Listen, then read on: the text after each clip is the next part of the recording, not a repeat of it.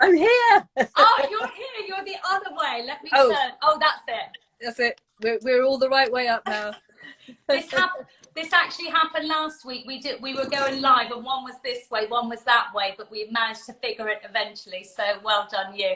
How are you, Rachel? I'm fine. I've had a very busy day. Rachel's a very busy woman. I just want to introduce Rachel McGuiness firstly from Wake Up with Zest. So I've had the pleasure with doing some work with Rachel just recently and getting to know her and what she does. So I'm excited to have her on board this evening so we can discuss the challenges of sleep, particularly through the pandemic. But just tell us about yourself, Rachel. Right, so I run a company called Wake Up with Zest, and it's all about working with forward-thinking companies who understand the benefits of looking after the well-being of their staff, both physically and mentally. So what we are normally doing in a pre-pandemic world is going into organisations and doing talks and workshops on sleep. So the majority of our work is on sleep, eating healthier, getting fitter, and being more resilient. So that's looking after your mental health as well as your stress management as well. And during the pandemic, we've been doing lots of webinars on health and how to cope with the lockdowns and keep healthy while you're working from home.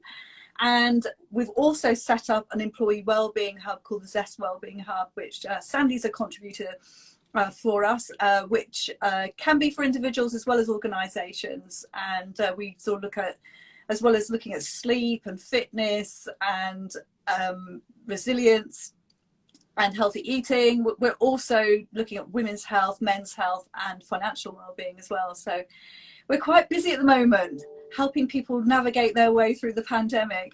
And it's good, it's the whole package, and it is what people need. I mean, people are struggling through this, and we're still not through it. I know we've had that exciting announcement. I say exciting, just a bit of positivity for the future, that we know we are coming out the other end of this. But I think for now, you know, people have still got their struggles. They're still out of their usual routine of just their work, their eating, their daily activity. And I mean, it's worrying. There is going to be a big aftermath of people with health conditions. You know, this isn't going to go away overnight, just like the pandemic. You know, there's going to be a lot of backlog of people trying to get themselves back on their feet again. But I think one thing in particular, and I heard Rachel do a discussion on this a couple of weeks ago, which really interested me also, about sleep. And we know so many people who may overall have a bit of a sleep problem anyway, but particularly now, because they're out of that set routine, they're out of their usual day-to-day what they're doing, they might have this anxiety, this worry lurking over them of, you know, work or whatever it may be. But yes, so we're hoping you can give us some pointers and help us to sleep. Or I could bore you to sleep. No, I want to be interesting. Well, we recently did a poll on LinkedIn about people's sleep, and we want to know, over the past 11 months, have people been sleeping better? Because some people have been sleeping better because they haven't had a long commute and it's been less stressful for them. Or is their sleep the same? But actually, when we ask people if their sleep is the same, we don't know whether or not it was good before we asked them. And is it worse? And 53% of people said that their sleep was worse. And this is to do with this whole thing about uncertainty during these times. And we've all been suffering from different levels of anxiety, stress, and, you know, depression as well, because this is just sort of a totally new thing for all of us having to sort of live through, you know. And there's the worry about money and jobs and our health. So it's been a big thing for us to all cope with. So you're not alone if you are suffering from sleeping problems. And I'm going to give you some tips on how to sleep, but actually I'm going to give you a few facts to start off with. And this is one that you liked, Sandy, wasn't it? So if you live to be 90, you are going to spend, so if you live to be 90, you're going to spend 30 years in bed. So you actually spend a third of your life in bed. So this is why sleep's important. It's important that you have a good bed, good mattress, and you have some nice bed linen as well. So I invested in some new bed linen in oh, when was it? A couple of weeks ago. And I got my 400th thread count Egyptian cotton. So it's like hotel sheets. It cost me about 200 quid, but do you know what? It's just so lovely. Oh, nice. And decent mattress, decent pillows. I've got a wool duvet and a wool mattress topper. So wool is actually better for regulating your body temperature. So yeah, so 30 years in bed if you live to be 90. But it's important that you do guard your sleep, because sleep is, like I say, the #1 thing for your health, because a lot happens when you sleep. We don't just like switch off like a light bulb and then switch back on in the morning, and it's a total waste of time. It's not. There's so many things happening when we're sleeping. So we're sleeping in 4 different stages. So if you've got a fitness tracker like a Fitbit or any other, like an Apple Watch or whatever, yes, whatever you've got, you'll see that you get, if you've got the sleep side of things working, the sleep app working, you'll see that there's 4 different stages of sleep, and you'll see these like little graphs. So you're experiencing very light sleep. So this is where you just drop off before you drop off and sort of drop to sleep. And then you go into light sleep, which is, you're going to spend half your night in light sleep. And then you go into deep sleep, and this is where all the magic happens, I say. And then REM sleep, which is your rapid eye movement sleep, which is where you experience your vivid dreams. So you are dreaming throughout the night, but REM sleep is kind of when all the vivid dreams are happening. So during deep sleep, as I say, this is where all the magic happens. So there's lots of things happening. So your body's doing all its repairs to cells, tissues, and muscles. It's where we grow. It's where free radicals get cleaned up. So these are the cells that potentially can cause cancer. And it's the only time that your brain can do a detox. So your brain has its own detox system. So where we have the lymphatic system, where we sweat out toxins in under the arms and in the groin, and we'll go to the loo, the brain in deep sleep has spinal fluid coming up into the brain, and the brain cells shrink down, and then this fluid sort of sluices around all the brain cells. It's like giving them a little bit of a shampoo, and it gets rid. I know, it's great. The human body is amazing. and it gets rid of a build-up of a sticky plaque or protein called beta amyloid. And if this is left to sort of build up over quite a long time, this is what potentially can cause Alzheimer's and dementia. So all this stuff gets flushed out. So if you've had a bad night's sleep and you've got that sort of foggy sort of feeling and you can't concentrate properly, it's because the plaque hasn't been flushed out. And then it's also when certain regulators, so things like your blood pressure, your metabolism, your digestion, your immune system, your hormones. So and then what else happens? All your memories are being consolidated. Mustn't forget about the memories. So if you kind of think about your brain as being sort of like a sort of backup drive, and it's like a computer, so it's consolidating all the information that is experienced during the day, all the learnings and experiences that you've had. And then it's kind of going, okay, what do we want to keep? What do we want to stick into long-term memory? Love that. I know, and then it'll get rid of the rest. That's why you kind of think, oh God, what's that thing I can't remember? And so the brain may not have stored it. But actually your brain, I can't remember exactly how many terabytes the memory is. I mean, it's like being able to keep 500,000 films. If you imagine sort of 500,000 sort of like 90-minute I know, so it's amazing. The brain is pretty amazing sort of organ. So that's why you need to look after your sleep. So if you are having problems sleeping at the moment, the most important thing is that you have a sleep routine, that you have a regular bedtime and a regular wake up time, and create a window of opportunity for your sleep. So if you're a night owl, there's no good going to bed at 10 o'clock because you're just going to lie there awake. But you can train yourself to go to bed earlier, but that's probably for another Insta Live. Yeah.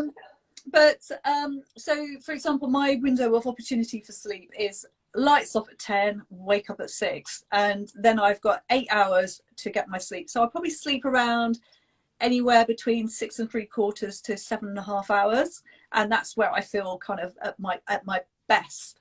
Yeah. And don't change your bedtimes at weekends. So if you are having sleep problems, just stick to this rigidly, and it may take 3 months, so you have to be patient. As I said to somebody the other day, it doesn't happen overnight, but it kind of does happen overnight. Yeah. But lots of overnights. Yeah. So it could take up to 3 months. So be patient. Keep a sleep diary, and you know, just see how you're sleeping. How do you feel when you wake up in the morning? Are you feeling, you know, energized, or are you feeling really tired? So if you're feeling tired, it just means that you're not getting enough sleep, or maybe getting too much sleep. So you can measure your sleep efficiency by, you know, what time did you turn your lights off, and what time did you actually get up in the morning. So that's the number of hours in bed, and then calculate how many hours you think you slept. So if you've got a fitness tracker that measures sleep, then that will tell you.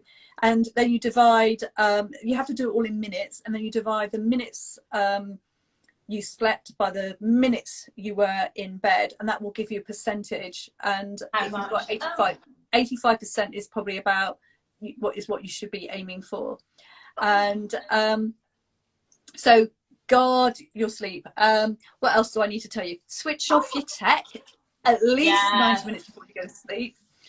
I mean, there's all this stuff about blue light, about looking at bright lights and screens and stuff like that. So it's not so much the screen that can upset you, it's what you're doing. So if you're on social media, you're going off down that that rabbit hole. It's I mean, social media is like an amusement park for the brain. It just stimulates it, doesn't it? It just stimulates. Absolutely. The worst thing I do, Rachel, is I can't seem to very rarely go all night without nipping to the loo.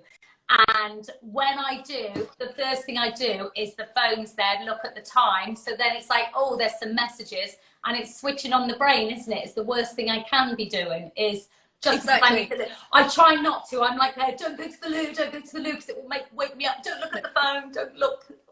Yeah, go to the loo, but don't look at the phone. Yeah, so it's really bad for you to sort of wake up and sort of start looking, because it does start to wake up the brain, and then it's difficult to get back to sleep again. So if you do wake up or you can't get to sleep, so the most important thing is breathing exercises, and that's something we've been doing, sort of teaching people how to breathe. So you can do square breathing, which is what you teach, Sandy, where it's breathe in for 4, hold for 4, out for 4, and hold for 4, and just keep repeating it. Or I do counting 1 to 10, in for 1, out for 2, in for 3, and then just carry all the way up to 10. And just keep repeating it, and just be very mindful of how your body's feeling with the breath. The other thing is the 4-7-8 technique. So that's breathe in for 4, hold for 7, and out for 8. Obviously do it quite slowly, because I'm speaking quite quickly. So you need to be able to relax. And then also, you know, sort of try and think about sort of relaxing yourself from the top of your head down to your toes, or the other way around if you want to. You know, scrunch your muscles and sort of relax them. And another thing you could try is reverse psychology, where you try and stay awake. So keep your eyes open, and I know your rooms are supposed to be dark.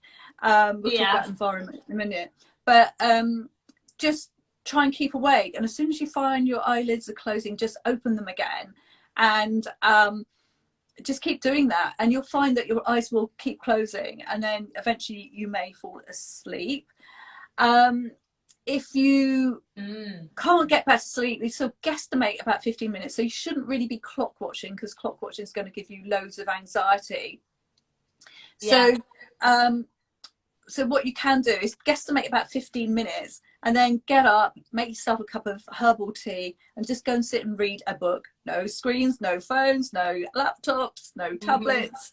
You can read a Kindle if you want to, as long as the backlight isn't on. But it's all about sort of reading in a fairly low light it's bright enough to be able to read, but it's just going to not wake you up too much. And just read something that's kind of nice and relaxing. I mean, I like a nice sort of chick lit novel or magazine, something like that. And then the other thing we sort of talked about, environments. So your bedroom should be, if you can make it sort of clean and tidy. Some people do like their clutter around them, but it does actually make you feel better if it's nice and tidy. It should be dark. So if your curtains aren't sort of doing their job, or blinds aren't doing their job, then get blackout blinds. So you can get white blackout blinds, so I've got those in my bedroom because black would just look horrible. And we've actually got them Velcro to the top of our Venetian blind, and it I tell you what, it really does help block the light out, and just making sure that there's no light anywhere. I can't find them, they're on my desk. You can get these like little stickers that you can put over any extension cables where all the sort of like the little lights are on the extension cables. Okay, yes. It's amazing when you put a blackout blind up. There's all sorts of other light that you think, where's that come from? You know, it's all stuff with plugs. No tellies. The little eye masks are quite good. If you've got a decent one as well. I've got a really good one, which I got from BA actually once. A lovely velour one. And it's a really thick, complete blackout one. And it's very soft and comfortable as well. So I think quite a decent one. I have Roman blinds, which my sister made actually, and she made them blackout for me. But I've got very big, long windows in my bedroom, so they're great when it's dark. But as soon as light comes, it is it is light out. Only because of the space, not because they're not blacked out. So again, sometimes I feel I'm such an early. I do go to bed early, luckily, but I wake up early, very early, just automatically anyway.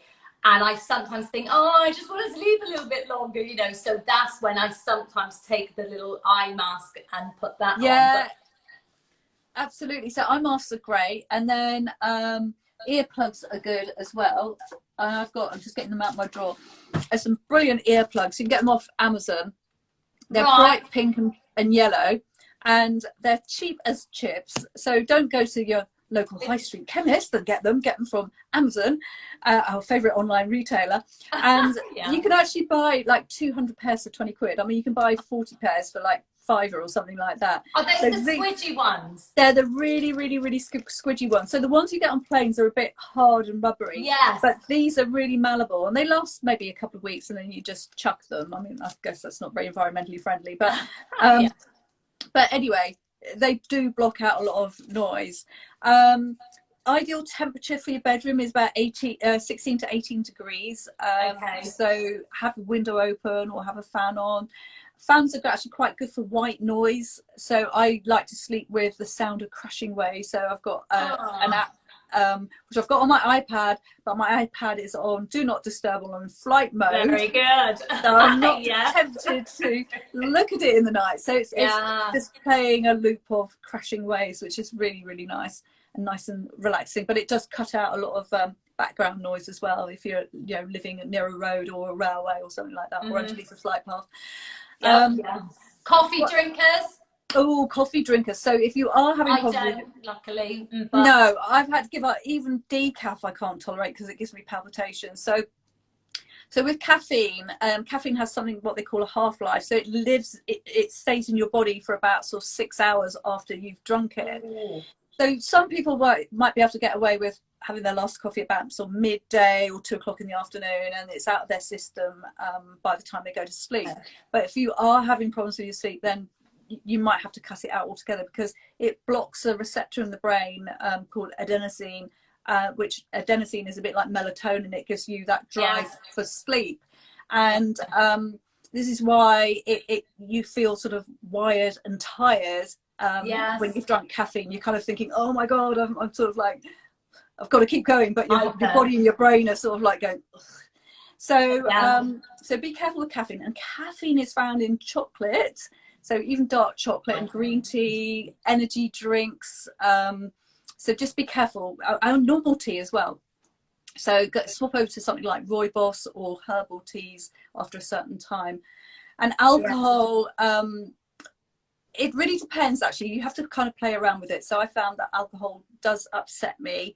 Like red wine, if I drink red wine in the evening, I am just finished for the night in terms of sleep. I feel so dehydrated. I feel like my tongue's stuck to the roof of my mouth. I'm so thirsty, and then of course it makes you pee a lot. So I find I'm okay with gin. I can tolerate gin, but red wine. Is that funny? I know. I've become a gin drinker. But with alcohol, alcohol upsets the filing of your memories. So the actual filing of your memories from short-term memory to long-term memory actually happens during REM sleep, your rapid eye movement sleep. So which is where you're having your vivid dreams. So if you're drinking a lot, so you're necking back the Prosecco every evening during the lockdown, all your memories, it's like having a drunken filing clerk filing all your memories away. So you kind of don't want that. So yes, yeah, that makes sense actually. Yeah, so if you think, oh, your memories are all over the place, it's because of the Prosecco drinking or whatever. Yeah, that would make sense. Oh gosh. So stop drinking out there, guys, every day. You shouldn't be drinking every day. Yeah, yes, right. Stick to the juice. And then what other things can upset your sleep? Obviously, kids.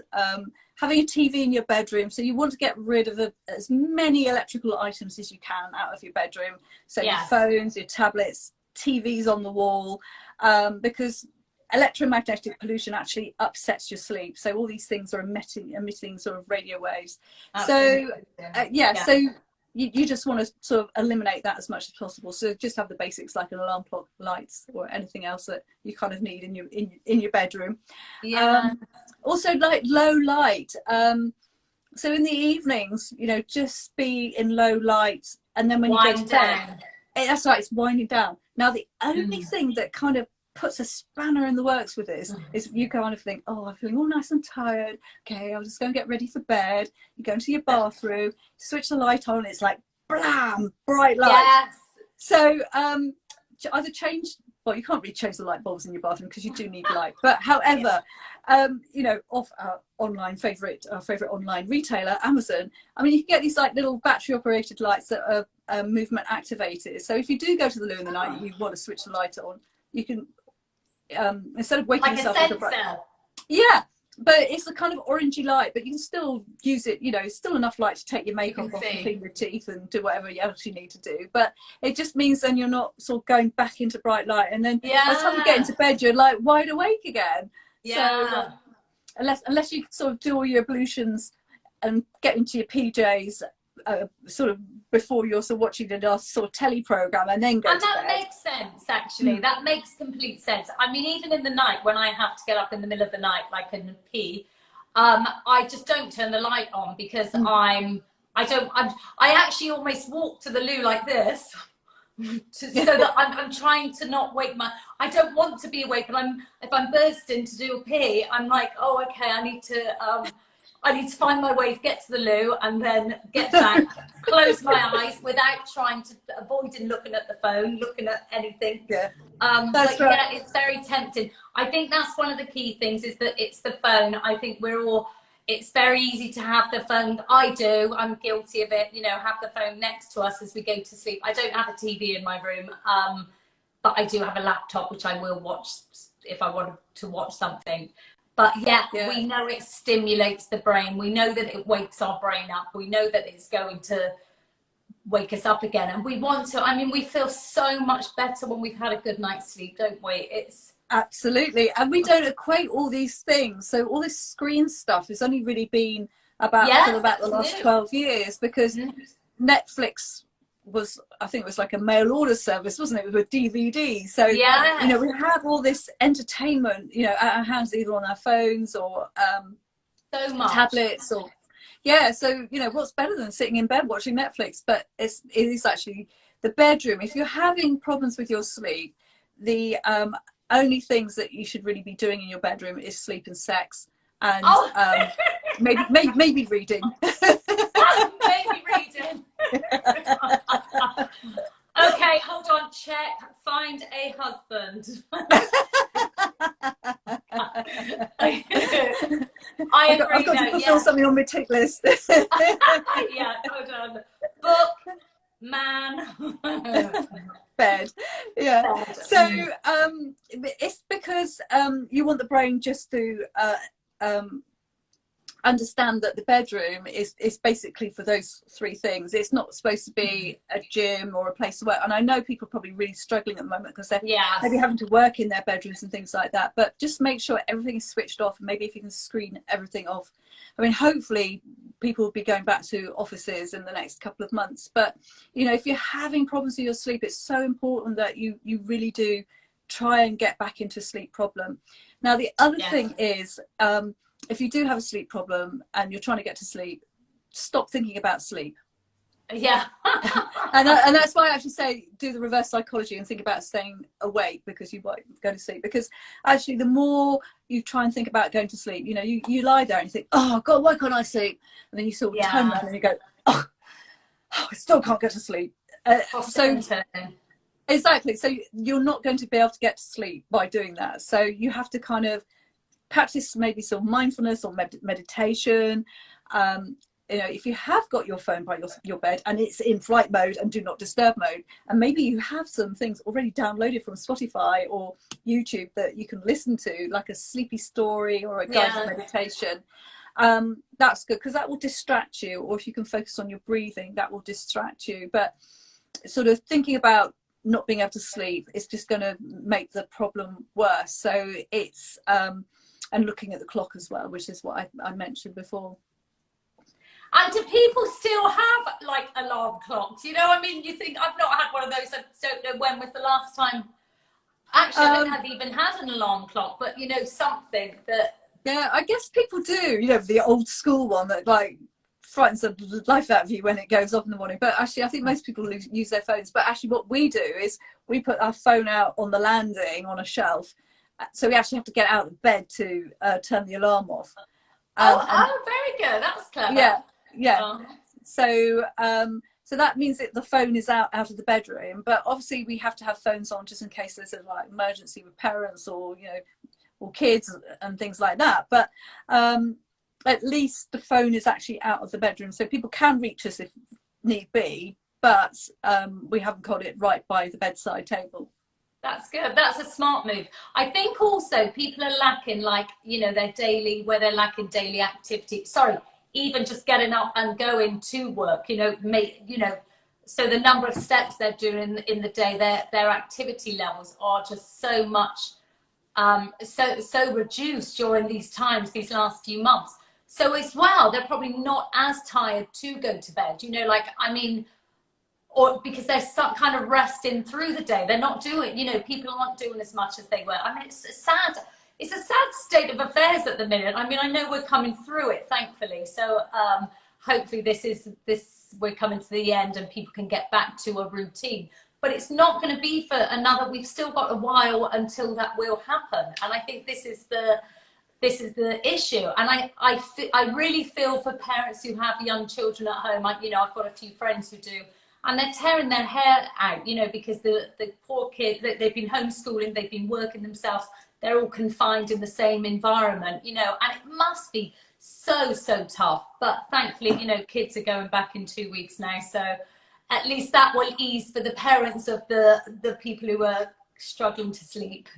Yeah, and a bit of school will tire them out. But, you know, if any sort of parents are watching and want to know how to get their kids to sleep, I think one of the things is to, you know, if they're young enough, is to sort of tell them stories and kind of invent these stories that maybe have their sort of favourite things in, like, you know, if it's princesses or nice things, fairies, robots, things. Yes, or animals or all sorts of things like that, and tell a story around that thing or that person, and talk about them sort of relaxing and feeling sleepy and how sleep's helped them and all sorts of stuff like that. So you can kind of invent all these stories. So maybe that will help relax kids a little bit more to get them to sleep.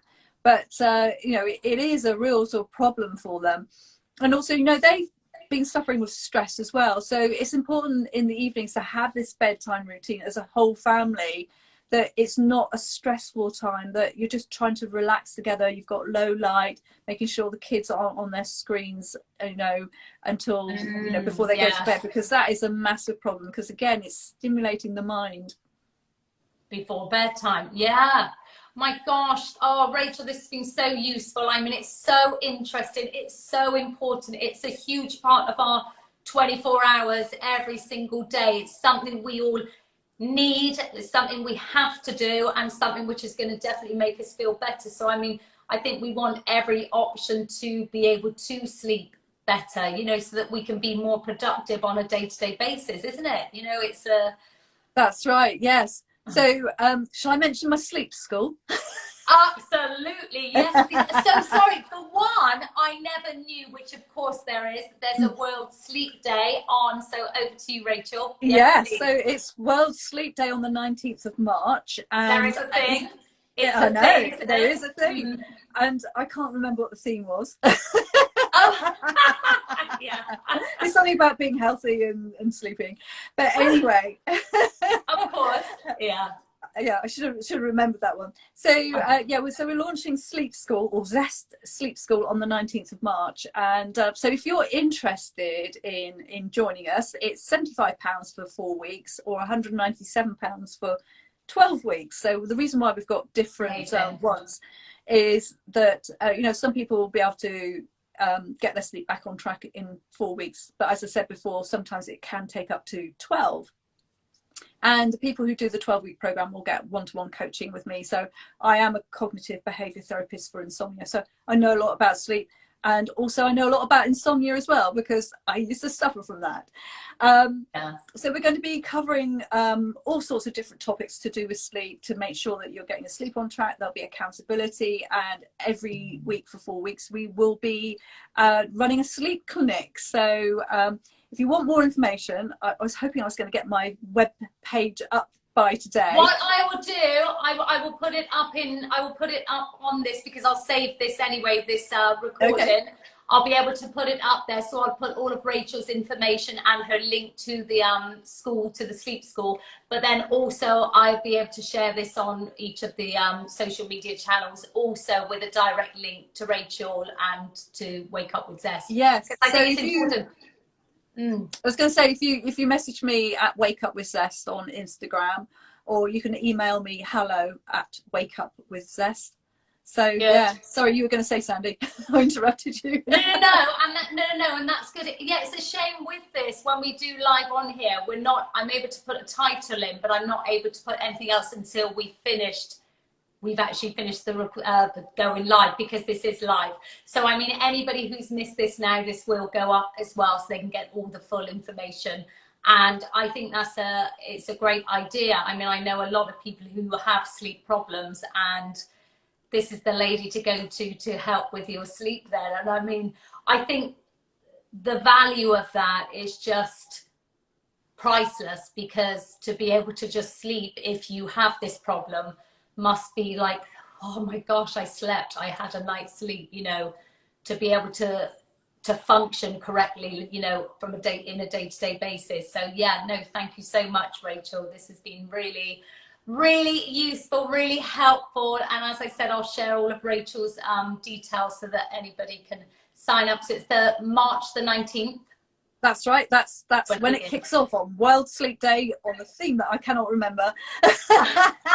It must be health. It must be to do with health. You're going to live a healthier life. I think it's like live longer, or sleep well, live longer, or something like that. Yeah. I'll have to check it, and I'll have to put it in the comments. But yeah, fantastic. And if you've got any questions, then as I say, just DM me, or put some comments below, and we'll sort of keep an eye on things. Yeah. So thank you so much. Thank you so much, Rachel, and I look forward to speaking to you again soon. Rachel's got a number of topics we can cover. We'll go back to some in a couple of weeks' time, and but if there's anything anybody else wants to discuss, we can bring it up with these health super duper gurus I have talking here. So yeah, that would be great. And then you're joining me on the 18th of March, because we're going to talk about juicing. So we have something called Zestcast, which are our sort of unique name for webinars. So Zestcast. So I'm chatting to Sandy about the benefits of juicing that she's just got me into. And so if you want to find out more about that, then I think it's probably best to email me, hello@wakeupwithzest.com. And I haven't actually put it up on my website yet, but it will be going up on wakeupwithzest.com under the speaking bit. But yeah, so that's on the 18th of March. Yay! We look forward to it. We've got plenty of lovely, healthy things to keep all of you guys healthy through this pandemic and beyond. Brilliant. Thanks, Rachel. I will speak to you soon. Thank you for listening, guys. Take care.